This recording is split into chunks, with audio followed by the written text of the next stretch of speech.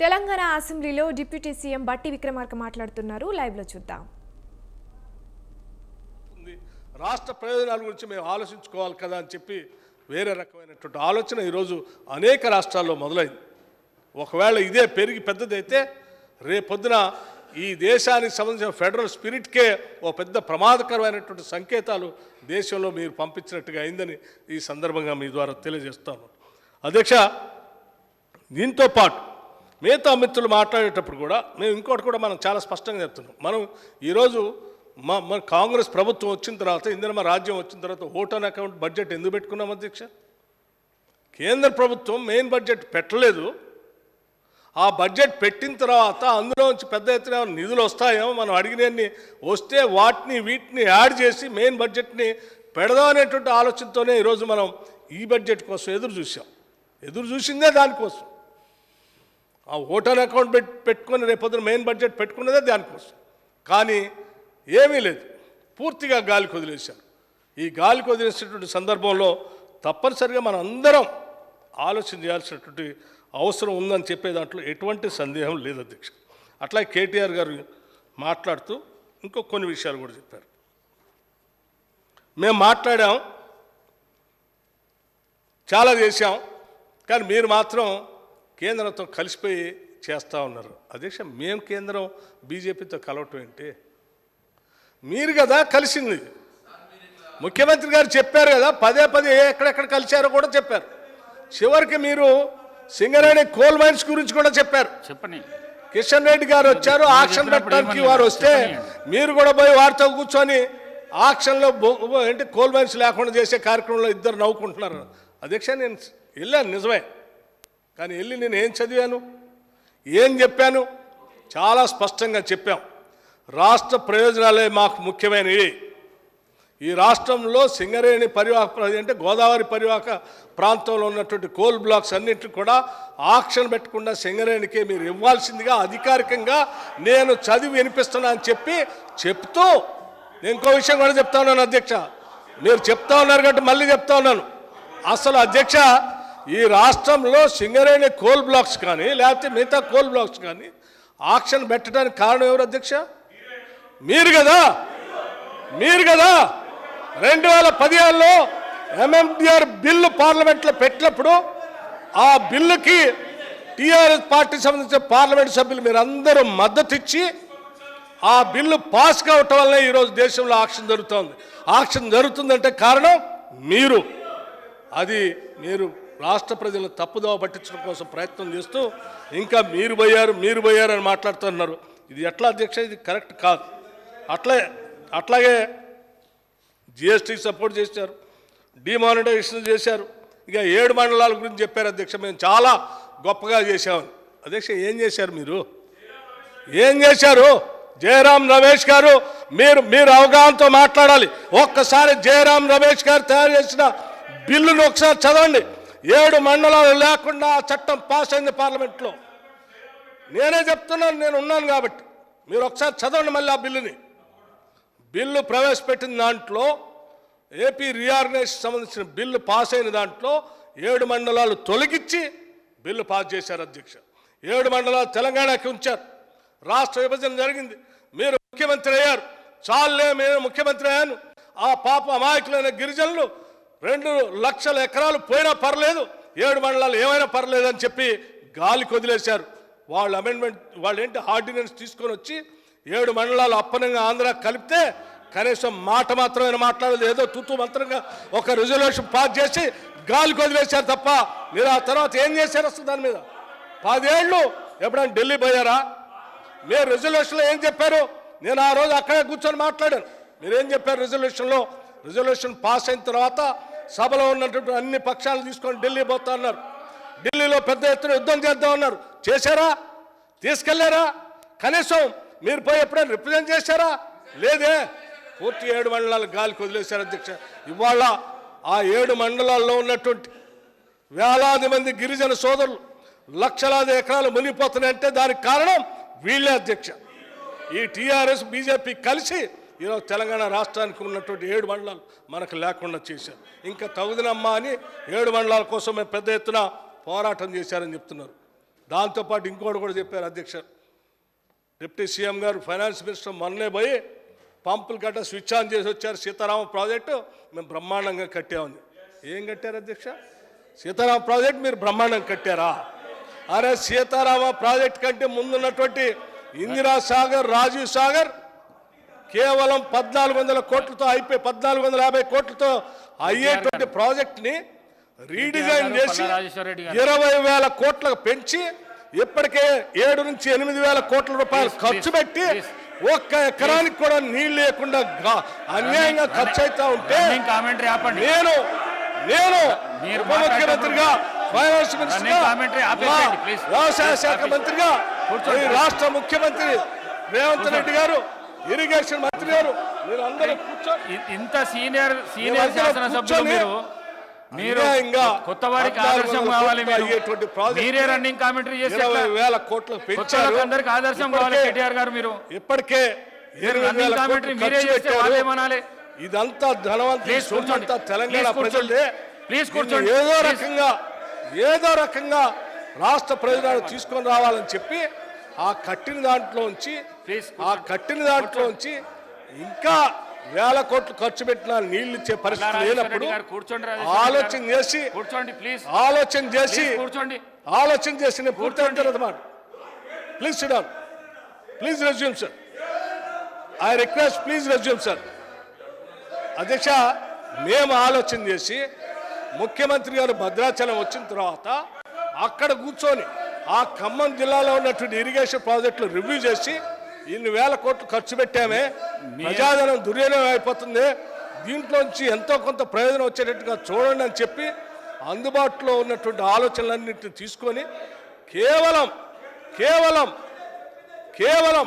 70 కోట్ల రూపాయలతో అదనంగా ఒక లింక్ కెనాల్ కలిపి దాన్ని ఎన్ఎస్పి కెనాల్కి అనుసంధానం చేసి వైరా ప్రాజెక్టుకి అనుసంధానం చేసి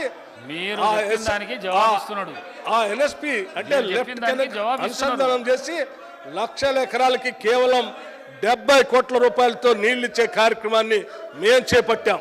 కేవలం 70 కోట్ల రూపాయలతోనే 8,000 కోట్లు ఖర్చు పెట్టారు. ఒక్క ఎకరానికి కూడా నీళ్ళు ఎందుకు లేపారు అధ్యక్ష?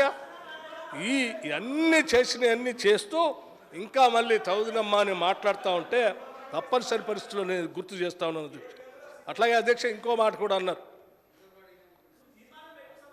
అధ్యక్ష. వారు మాట్లాడుతూ రాష్ట్ర ప్రయోజనాల కోసం మీరంతా తీర్మానం చేయండి, మీరందరూ కలిసి పార్లమెంట్ సభ్యులు, మీరు మంత్రులందరూ పోయి ఢిల్లీలో సచ్చేదాకా కూర్చోండి. ఏంటి సచ్చేదాకా కూర్చునేది? ఇదేం ఆలోచన? ముఖ్యమంత్రి మంత్రులు సచ్చేదాకా కూర్చోండి అని చెప్పేటువంటి ఇదెక్కడ ఆలోచన? ఈ ఆలోచన కరెక్ట్ కాదు. ఇది దయచేసి హెల్దీ అపోజిషన్గా ఉండాల్సిందిగా నేను మీరు కోరుతూ, రాష్ట్ర ప్రయోజనాల కోసం మీరు చేయాల్సినన్ని మీరు చెప్పాల్సిన సూచనలు ఉంటే తప్పనిసరిగా మేము వాటిని ముందు తీసుకొని పోతాం అధ్యక్ష. రెండో ఆలోచన ఏం లేదు. మీరు కూడా దయచేసి రాష్ట్ర ప్రయోజనాల కోసం కలిసి రావటం కోసం ప్రయత్నం చేస్తే మేము ఢిల్లీ రిజల్యూషన్ ఇప్పుడు నేను కూడా మీ అందరి తరఫున అందరి ఆలోచన తర్వాత చర్చకు పెట్టినటువంటి ముఖ్య సభానాయకుడి గారు నేను కూడా కోరుతా ఉన్నాను.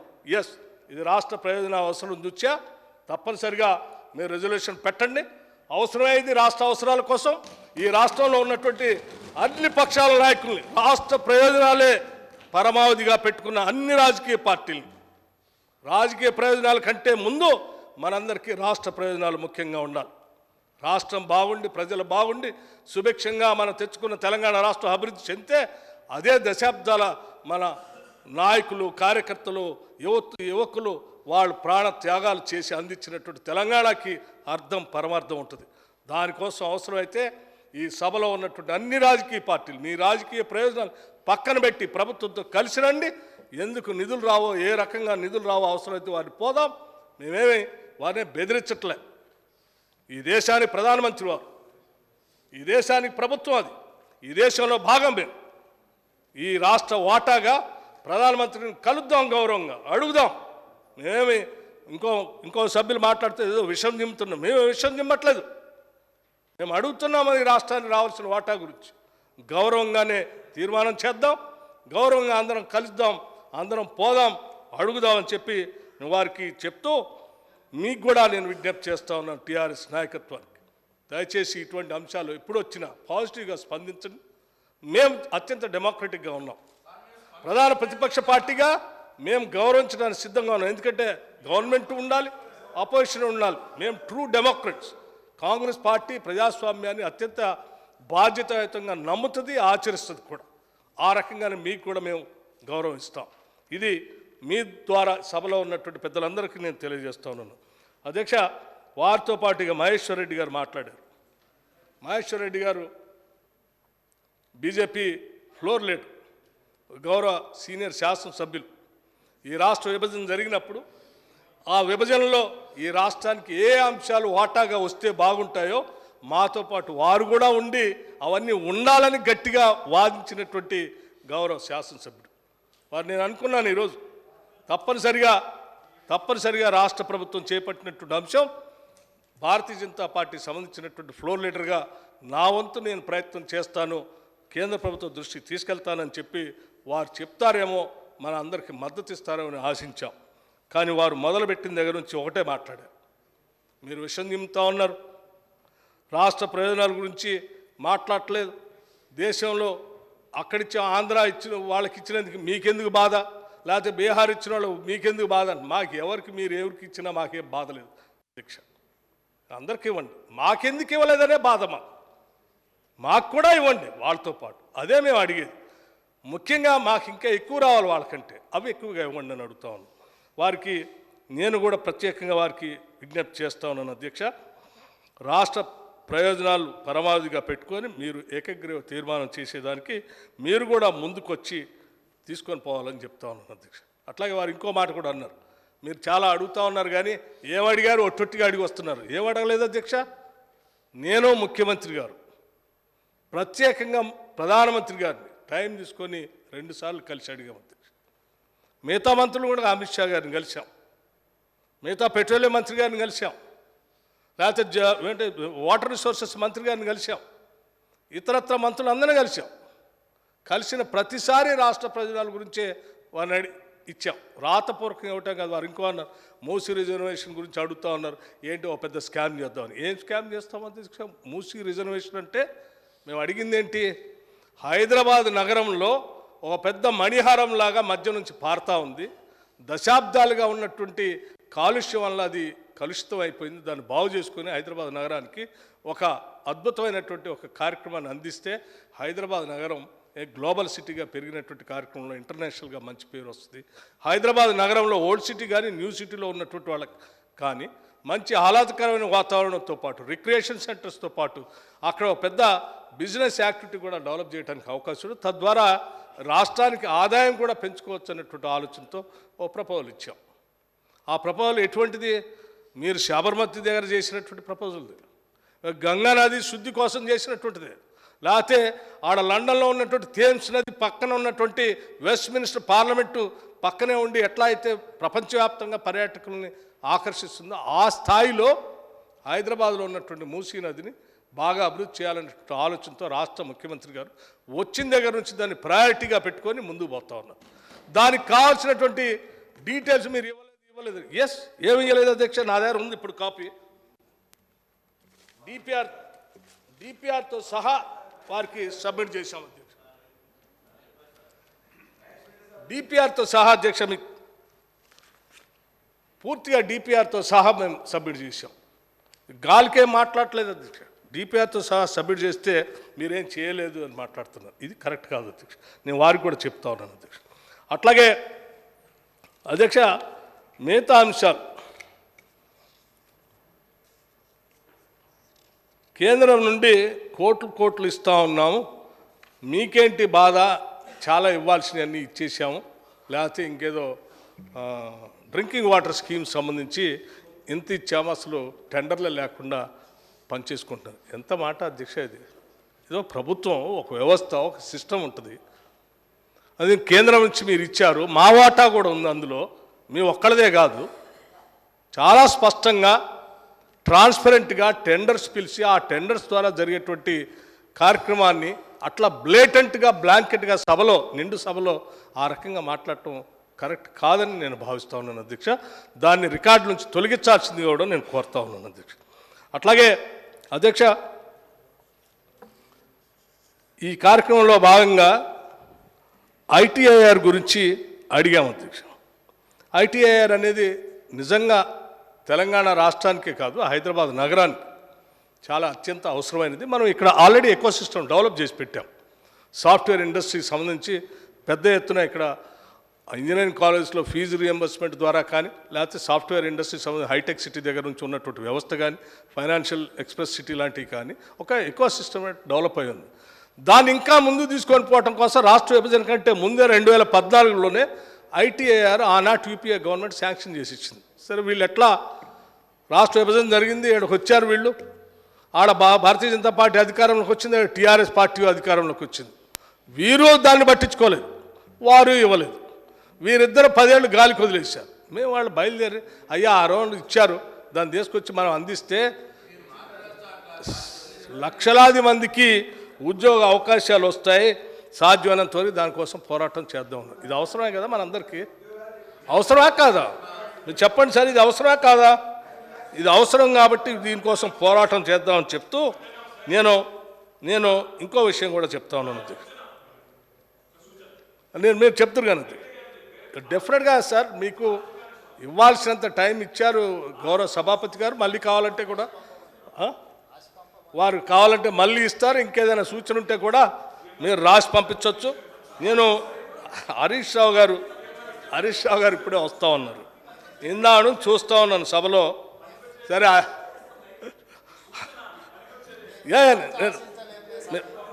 హరీష్ రావు గారు సభలో నేను ఇందాను చూస్తూ ఉన్నాను, మాట్లాడే ప్రతి సభ్యుడికి చిట్టీలు అందిస్తూ ఉన్నారు అధ్యక్ష. ఇది మాట్లాడండి, అది మాట్లాడు అధ్యక్ష. ఇది ఎక్కడ అన్యాయము? అరే అవతల సీరియస్గా చర్చ జరుగుతూ ఉంది. అటు బీజేపీ వాళ్ళకి అందిస్తాం, బీజేపీ వాళ్ళకి డైరెక్ట్గా చెప్పలేక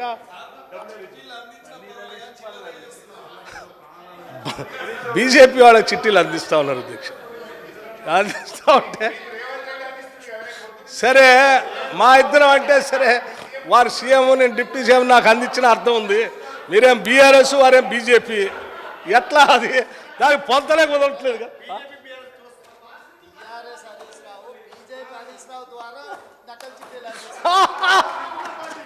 ఇది బీఆర్ఎస్ హరీష్ రావు గారు, బీజేపీ డాక్టర్ హరీష్ రావు గారి ద్వారా బీజేపీ ఫ్లోర్ లీడర్కి చిట్టీలు అందిస్తూ ఉన్నారు అధ్యక్ష. ఇది సమస్య అధ్యక్ష. నేను ఏమంటున్నా అంటే సరే, అంతిమంగా నేను చెప్పేది ఏంటంటే సరే, మనం అందరం ఆలోచన చేయాల్సింది ఒకటే అధ్యక్ష. ఈరోజు పెట్టినటువంటి చర్చ రాష్ట్ర ప్రయోజనాల కోసం పెద్ద ఎత్తున ఆలోచన చేసి సభానాయకుడు పెట్టారు. ఈ అంశాన్ని మనం అందరం కూడా సీరియస్ తీసుకొని అంతిమంగా రాష్ట్ర ప్రయోజనాల కోసం నేను కూడా సభలో ఉన్నటువంటి గౌరవ సభ్యులందరి తరఫున కూడా సభానాయకులు గారిని కోరుతా ఉన్నాను, దయచేసి ఒక తీర్మానం పెట్టండి. ఆ తీర్మానం ఏకగ్రీవ తీర్మానం అందరూ మద్దతు ఇస్తారని నేను ఆశిస్తూ ఉన్నాను. ఏకగ్రీవ తీర్మానం చేయడం కాదు, అవసరమైతే ఇందా కేటీఆర్ గారు అన్నట్టు మీరు వస్తా అంటే మిమ్మల్ని కూడా తీసుకొని పోతాం, మాకేం అభ్యంతరం లేదు. మీలాగా మేము వదిలిపెట్టిపోము, అందరిని కలిపి తీసుకొని పోయి ప్రధానమంత్రి గారిని కలుద్దాం, కావలసినటువంటి మంత్రులు అందరిని కలుద్దాం. రాష్ట్ర ప్రయోజనాలే సార్ అధ్యక్ష, రాష్ట్ర ప్రయోజనాలే అంతిమ ప్రయోజనాలు. పర్లేదు సార్, ఒకవేళ లీడర్ ఆఫ్ అపోజిషన్ కేసీఆర్ గారు కూడా వస్తా అంటే కూడా తీసుకో. గౌరవ ముఖ్యమంత్రి గారు. స్పీకర్ సార్, మా మిత్రులు పదే దీక్ష గురించి ఉబలాట పడుతుండ్రు. మేము ఎప్పుడు కూడా చావు నోట్లో తలబెట్టి తెలంగాణ సాధించడమని మేము ఎప్పుడు చెప్పుకోలే. 24 గంటలు తిరగకంటే ముందే నిమ్మకాయ రసం దాగి మేము నిమ్స్ హాస్పిటల్లో ఎక్కించుకొని మేము ఎప్పుడు దీక్షలు చేసి చావు నోట్లో తలబెట్టినమని అబద్ధాలు చెప్పలే. రెండవది, 100 రూపాయలు పెట్టి పెట్రోల్ కొనుక్కున్నాం కానీ 10 పైసలు పెట్టి అగ్గిపెట్టె కొనుక్కోక డ్రామా చేయడం ద్వారా శ్రీకాంతాచార్యని, ఓ ఈశాన్ రెడ్డిని, ఓ యాదయ్యను మేము బలి కొనలే. మేము ఎవరి శవాల ప్రాతిపదికనో ఎవరి ప్రాణాల ప్రాతిపదికనో మేము అధికారంలోకి రావాలని కోరుకోలేదు. కోల్పోయిన అధికారాన్ని మళ్ళీ ఇతర ప్రాణాలను బలిచ్చి కుర్చీలో కూర్చోవాలని అనుకోవడం లేదు. అయితే తెలంగాణ రాష్ట్ర విశాల ప్రయోజనాల దృష్ట్యా అక్కడ కల్వకుంట్ల తారక రామారావు గారు, ఇక్కడ తన్నీర్ హరీష్ రావు గారు దీక్ష గురించి ప్రతిపాదించారు. తప్పకుండా జంతర్ మంతర్లో చంద్రశేఖరరావు గారిని రమ్మనుండ్రి. చంద్రశేఖరరావు గారు, నేను ప్రతిపక్ష నాయకుడిగా చంద్రశేఖరరావు గారు, సభాపక్ష నాయకుడిగా నేను తెలంగాణకు నిధులు తెచ్చుడో అవసరమైతే సచ్చుడో తేలుద్దాం. మేము సిద్ధం. తారీఖు పెట్టండి, చంద్రశేఖరరావుని తీసుకొని రండి.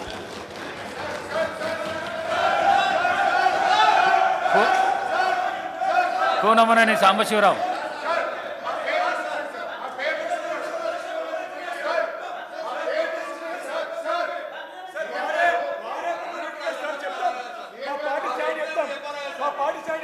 అధ్యక్ష,